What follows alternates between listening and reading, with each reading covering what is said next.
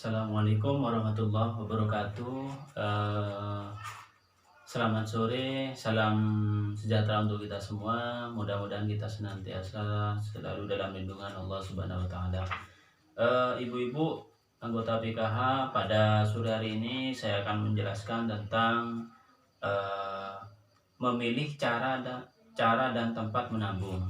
Jadi pada modul kali ini menerangkan tentang pengelolaan keuangan, di mana pada sesi kedua ini ibu-ibu akan memilih cara dan tempat yang tepat untuk menabung. Nah,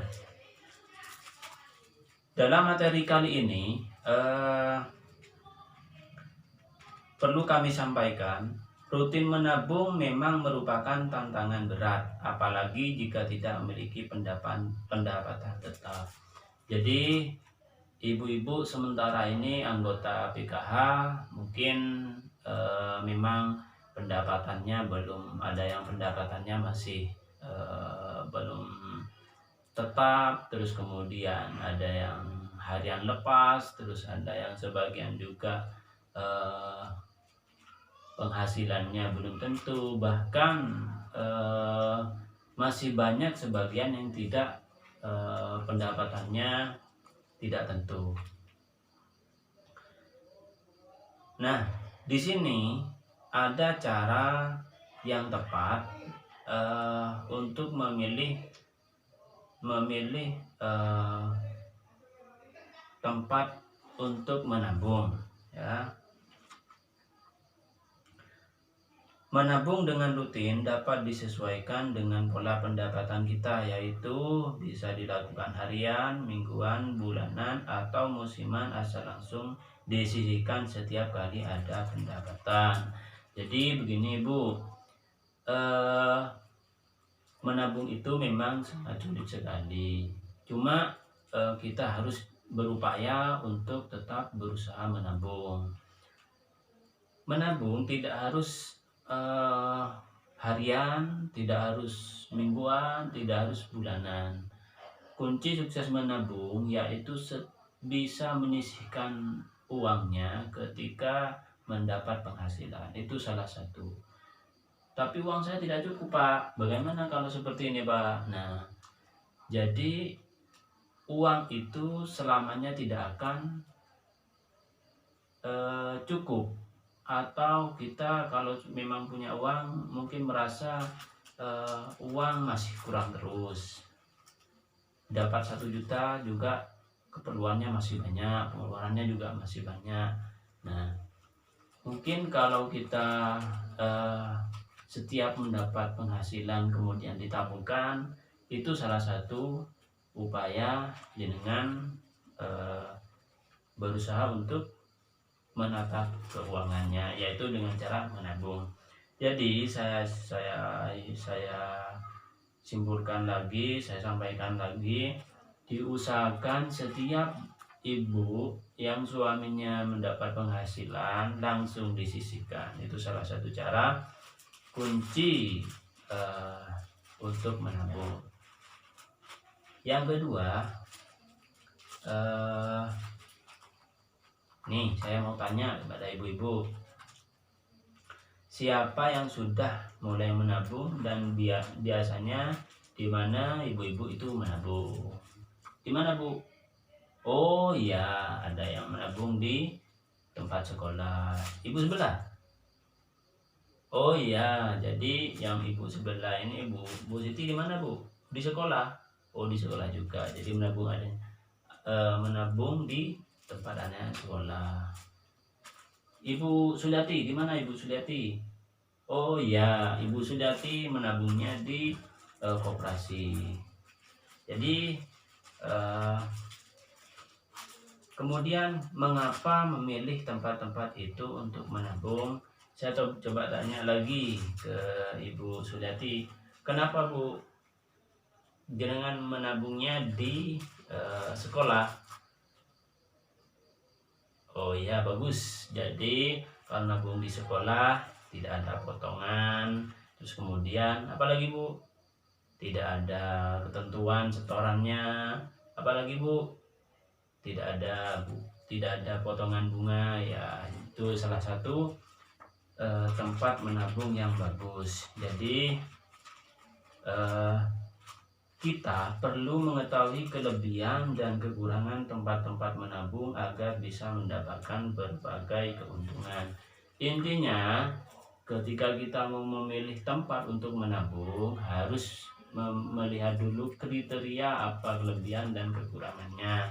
Jadi saya jelaskan di laptop ini terkait kelebihan dan kekurangan tempat menabung.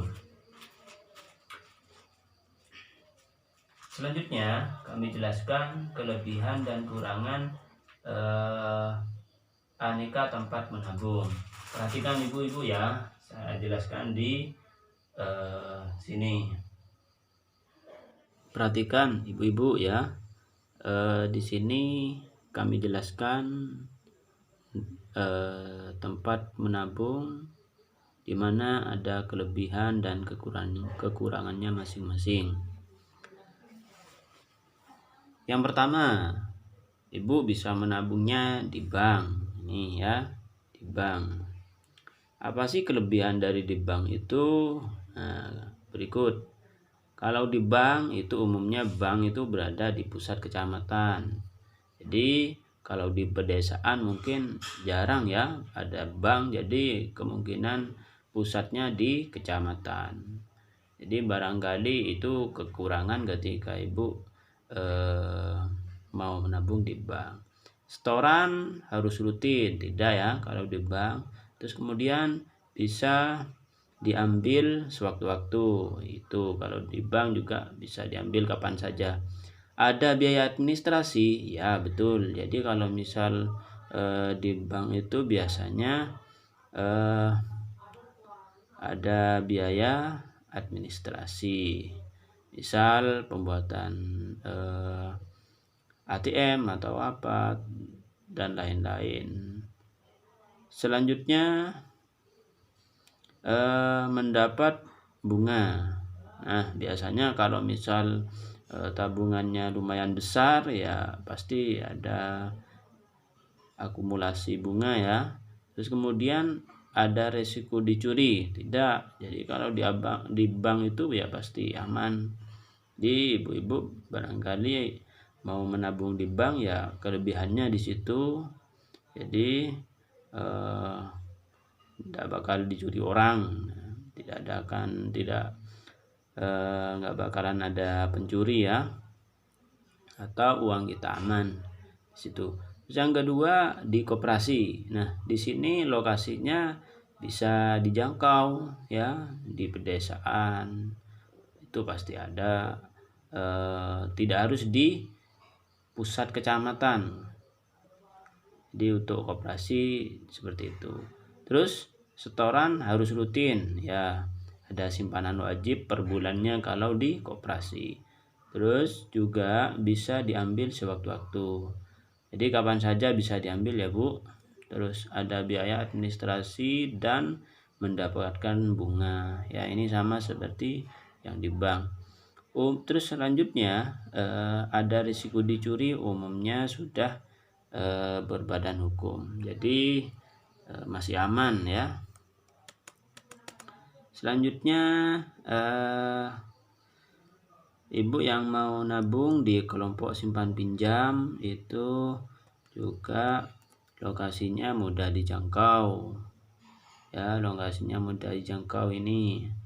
Terus setorannya harus rutin, tidak ya.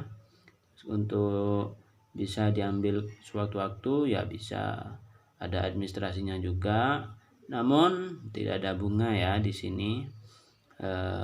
Kemudian terkait keamanannya, yaitu pengurus bisa membawa lari uang. Itu karena di sini sifatnya antara dua belah pihak ya, jadi bisa saja uang itu bisa dibawa kabur.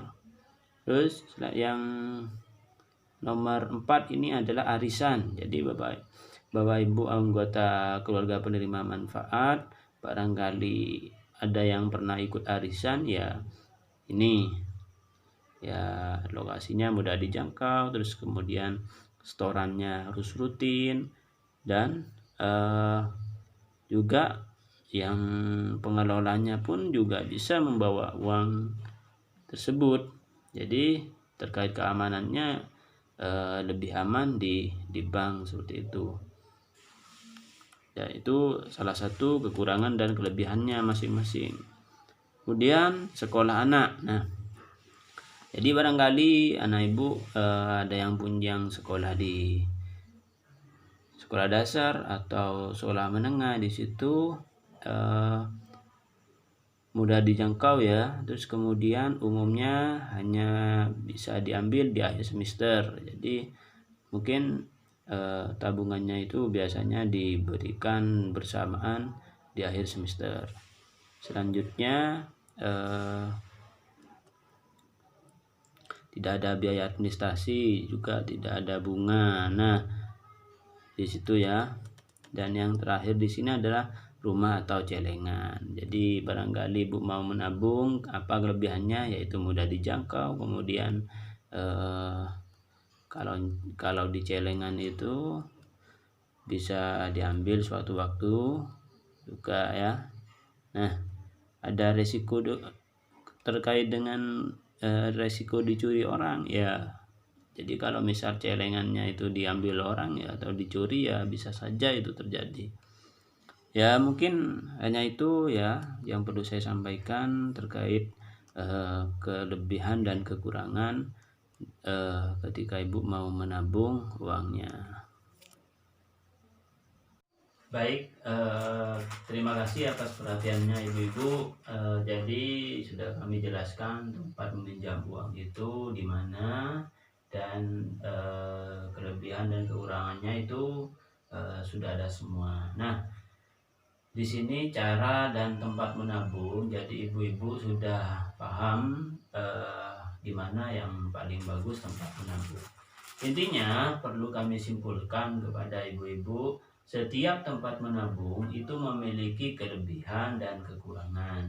Jadi perlu membandingkan dan memilih yang sesuai dengan kebutuhan agar tujuan menabung dapat tercapai. Ya, contoh bagi ibu-ibu yang penghasilannya itu mingguan ya, misal kuli bangunan ya, yang suaminya bekerja di kuli bangunan, setiap minggu itu kan dapat gaji. Nah, itu upayakan setiap mendapat gaji itu disisihkan ya. Kalau misal menurut pengaturan keuangan itu paling tidak 20% atau 10%-nya ditabungkan. Nah, contoh kalau misal dapat bayaran 500.000 atau 1 juta contohnya, nah ya minimal 10%, 100.000 itu ditabungkan atau disisihkan. Jadi bisa ditabungkan di arisan kelompok, atau bisa ditabungkan ke anaknya di sekolah begitu. Terus kemudian jadi yang paling penting adalah menyisihkan setiap mendapat pemasukan. Jadi uang kita, perlu saya sampaikan kepada ibu-ibu, semua orang itu pasti kurang. Setiap uang itu pasti dia merasa kurang. Jadi kalau kita tidak berusaha untuk menabung, untuk menyisihkan, maka ya selamanya uang itu akan habis. Jadi usahakan kita setiap mendapat penghasilan diusahakan untuk menabung. Nah, bagi yang penghasilannya bulanan tuh ya diusahakan menabung. Contohnya kalau misal gajinya 1 juta atau 2 juta ya minimal 20% ya, bisa 200.000